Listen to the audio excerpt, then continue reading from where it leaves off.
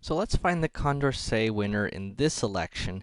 Now in this case, we're looking at a scenario where we have a city council election where the district is historically about 60% Democratic voters and 40% Republicans, and people know the affiliations of the candidates, even though it's officially nonpartisan. And so Don and Key here happen to both be Democrats, and L here is a Republican.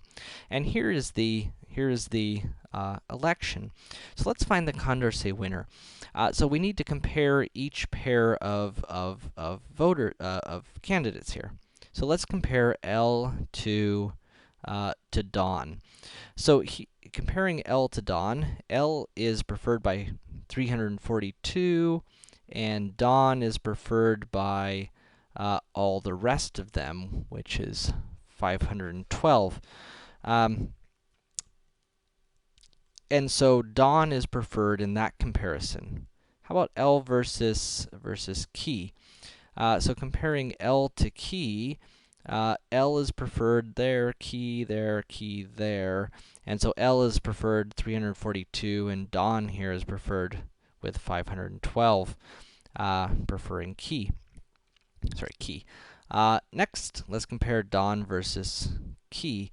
And so in that comparison, Don is preferred here, Don is preferred here, and Key is preferred here.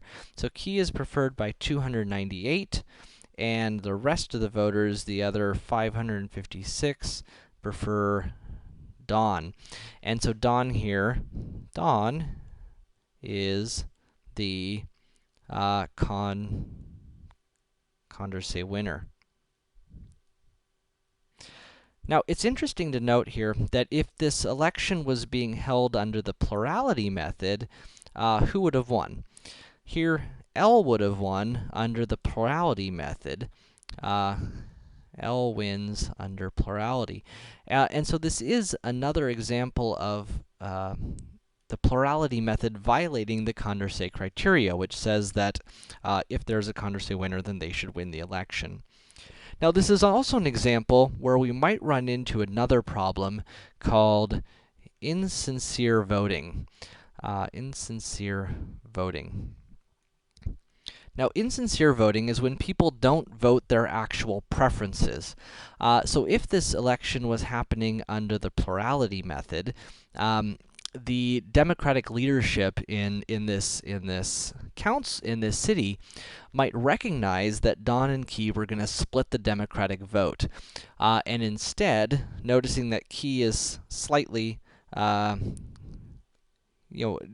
thinking that Key might be preferred, or maybe just liking Key a little better, might encourage voters to vote for Key by officially endorsing him.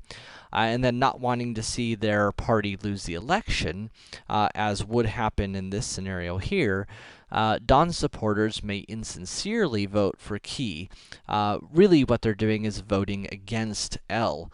And this is very common in American politics when we have more than 3 candidates, because if we're doing plurality method, which we usually are, because we end up voting against the people we don't like, and when there's a small third-party candidate, we usually don't vote for them, insincerely sometimes, because we have the feeling that they have no chance to win. And so instead we give our vote to maybe our second choice,